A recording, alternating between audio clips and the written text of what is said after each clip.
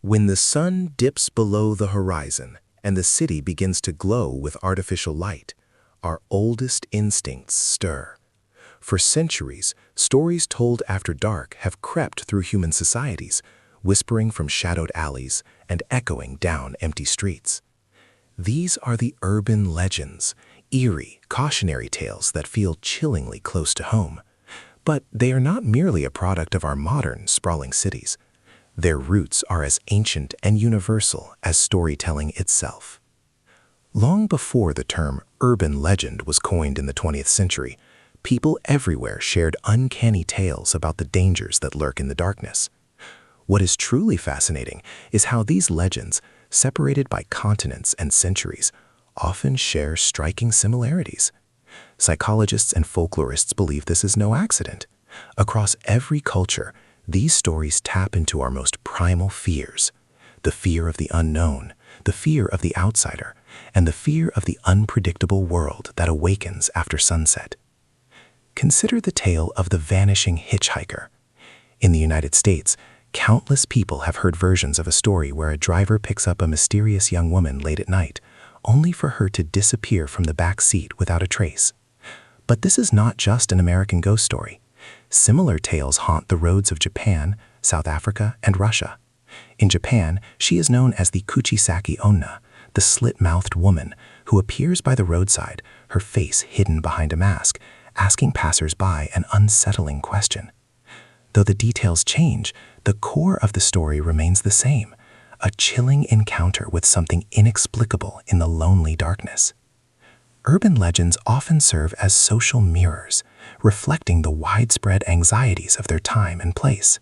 In 19th century London, sensational tales of Spring-Heeled Jack, a mysterious figure who could leap over rooftops and breathe blue flames, spread rapidly through newspapers and word of mouth, embodying the fears of a rapidly industrializing city. In rural America, stories of a hook-handed killer prowling lovers' lanes served as a stark warning to teenagers about the dangers of isolation and rebellion. These stories do more than entertain. They guide behavior, reinforce cultural norms, and offer a sense of control over life's terrifying uncertainties. But these legends are not only about fear, they are also about connection. Sharing a spine-tingling story around a campfire or whispering rumors in a school hallway forges powerful bonds. In every culture, legends pass from person to person, morphing with each retelling, adapting to local fears and customs. In Singapore, rumors of haunted school bathrooms reflect anxieties about academic pressure and the trials of adolescence. In Mexico, the specter of La Llorona, the weeping woman, haunts riversides, her mournful cry a warning to children to stay away from dangerous waters after dark. What unites all these tales is their fundamental purpose. They help us make sense of the hazards hidden within everyday life. Whether it's the threat of a stranger, the unpredictability of technology, or the simple, profound mysteries of the night, urban legends transform our abstract fears into memorable, tangible stories. In doing so, they reveal just how universal our need for stories, and for shadows in the night, truly is. But what is the dark alchemy that transforms a simple story into a sleepless night? What is it about these tales that gets under our skin and lingers in our minds long after they are told? To understand this, we must dissect the anatomy of terror itself. It begins with our most primal fears, those rooted in uncertainty, vulnerability, and the unknown. Think of the classic story of The Hook. A young couple, parked in a secluded spot, hears a radio report about an escaped killer with a hook for a hand. Fleeing in a panic, they later make a horrifying discovery: a bloody hook hanging from their car's door handle. The story preys on our fear of being attacked in an isolated place, the gnawing anxiety of a threat lurking just outside the fragile safety of our world.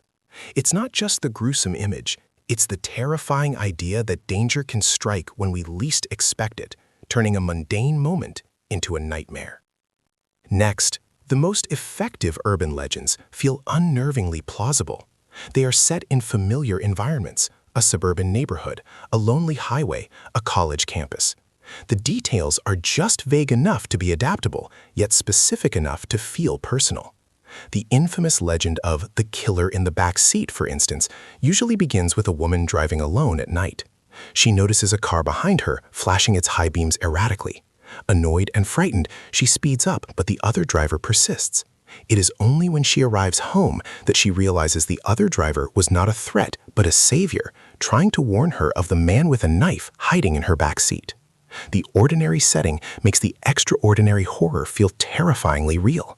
It's easy to imagine yourself in her place, your heart pounding with every glance in the rearview mirror. Another key ingredient is ambiguity. Urban legends rarely provide all the answers. They leave just enough unsaid to let your imagination fill in the terrifying blanks. Was the babysitter really getting calls from inside the house? Could the neighbor's dog truly have been replaced by something monstrous from the sewers? This lack of resolution turns a chilling story into a haunting memory, a question your mind can't quite let go of. These stories also serve as a dark mirror to the anxieties of an era. During the 1980s, tales of tainted Halloween candy surged, echoing a generation of parental fears about stranger danger. In the digital age, legends have evolved to include hacked webcams and sinister online predators.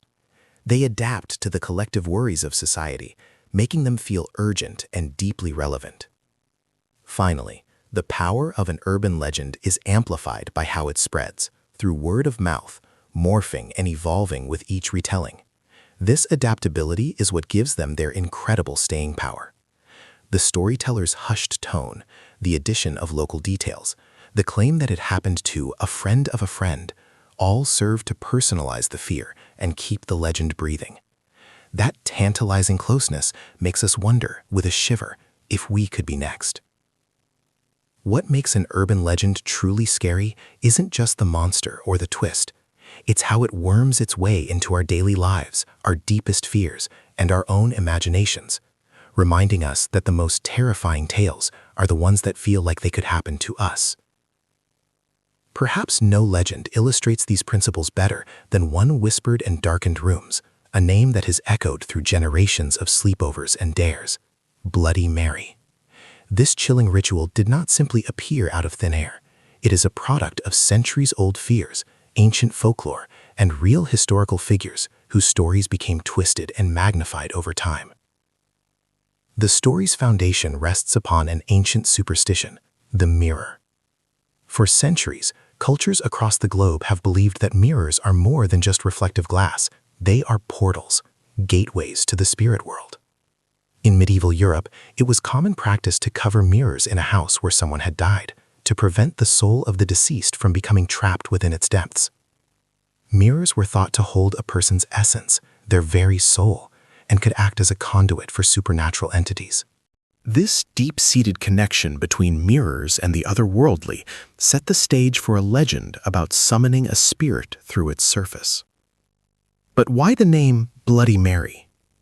Many historians trace it to Queen Mary I of England, who ruled from 1553 to 1558. Her brutal persecution of Protestants, which saw over 280 religious dissenters burned at the stake, earned her the infamous nickname Bloody Mary. Her tumultuous reign and tragic personal life, marked by phantom pregnancies and a desperate, unfulfilled longing for an heir, fueled rumors and ghost stories for centuries after her death. Over time, her image was transformed from a tragic queen into a vengeful, child-stealing specter. However, the legend also draws on older, more intimate folklore. In the 19th and early 20th centuries, a popular divination game was played by young women at parties. The ritual required them to walk backward up a staircase in a darkened house, holding a candle in one hand and a mirror in the other. It was believed that in the mirror they would see the face of their future husband, but there was a more ominous possibility. If they were destined to die before they married, they would instead see a skull. This ritual, combining mirrors, darkness, and the tantalizing possibility of seeing the supernatural, laid the groundwork for the modern dare. By the 1960s and 70s, these disparate threads, historical tragedy, mirror folklore, and fortune-telling games, had woven themselves together into the legend we know today. It became a rite of passage for the young, a test of courage whispered in hushed tones. its popularity fueled by folklore collections and horror films. The story spread like wildfire, morphing with each retelling, until Bloody Mary became a permanent fixture in our collective nightmares. It is a legend born from a perfect storm of superstition, history, and the simple, thrilling fear of the unknown. But the true power of Bloody Mary lies not in history or folklore, but within the complex architecture of the human mind. When we stand before a mirror in a dimly lit room chanting her name, we are not just playing a game, we are conducting a fascinating psychological experiment on ourselves.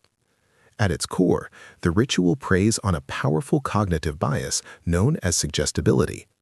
When you are told that repeating a name 3 times will summon something terrifying, your brain goes on high alert. This heightened state of expectation makes you far more likely to perceive something unusual, even if nothing is there. Our minds are pattern-seeking machines, a trait that once kept our ancestors safe from predators lurking in the shadows. In the dark, that ancient wiring can turn a flicker of light into a phantom. The choice of a mirror is crucial. Psychologically, a mirror presents us with a familiar yet alien version of ourselves, our own reflection reversed. In low light, our visual perception is already compromised. Staring at your own face in the near dark can trigger a powerful perceptual trick called the strange face illusion. After just a few minutes, your brain, struggling to process the limited information, begins to misinterpret what it sees. Your features may appear to melt, distort, or even transform into something monstrous. This effect is not just folklore. In a 2010 study by psychologist Giovanni Caputo, nearly all participants reported seeing dramatic facial deformations, strange faces, or even apparitions when gazing into a mirror under dim lighting. Now add the adrenaline rush of fear and the powerful expectation of a supernatural event. Your brain can easily conjure a convincing hallucination. The faint movement of your own shadow becomes the specter in the glass. This is a classic example of pareidolia, our tendency to see meaningful patterns, like faces, in random stimuli. It is the same phenomenon that allows us to see animals in the clouds or a man on the moon. The ritual is also amplified by group psychology. When performed with friends, it becomes a shared emotional experience. Fear is contagious. One person's nervous gasp can instantly escalate the tension for everyone. This collective atmosphere heightens individual anxiety, making it even more likely that someone will see or hear something out of the ordinary, creating a powerful, self-fulfilling prophecy. Ultimately, the Bloody Mary ritual is a mirror reflecting our own deepest anxieties. Fear of the dark, fear of the unknown, and fear of our own imagination running wild.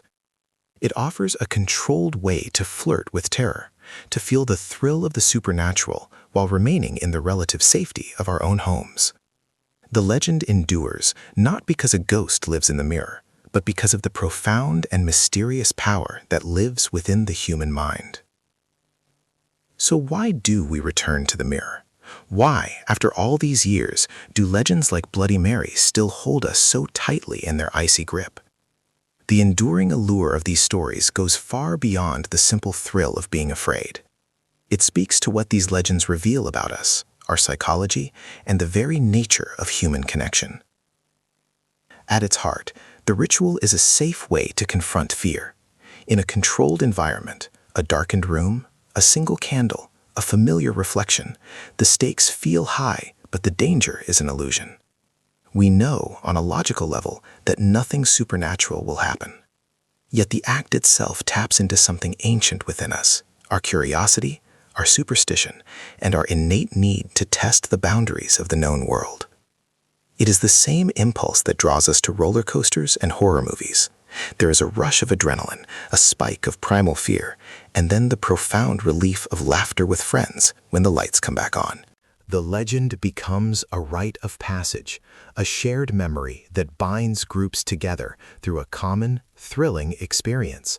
But legends like Bloody Mary are more than just a game. They are a way for us to give shape and form to our deepest, most abstract anxieties. Mirrors themselves have always been objects of mystery. They reflect our reality, but it can often feel as if they contain another world, just beyond the glass. By daring each other to summon a spirit from that world, we are playing with the unsettling idea that there might be something lurking on the other side of our perception, a shadowy presence that represents all the unknown dangers we face. There is also a powerful element of control at play. When we participate in these rituals, we are the ones who choose to face the darkness. We light the candle. We speak the words. We are confronting our fears on our own terms. Psychologists suggest this act of voluntary engagement can help us process anxiety and feel more empowered. It is not dissimilar from telling scary stories around a campfire. By giving our fears a name and a narrative, we make them feel just a little less overwhelming. And we cannot forget the fundamental power of storytelling itself. Scary legends are passed down from generation to generation, constantly morphing to fit the times.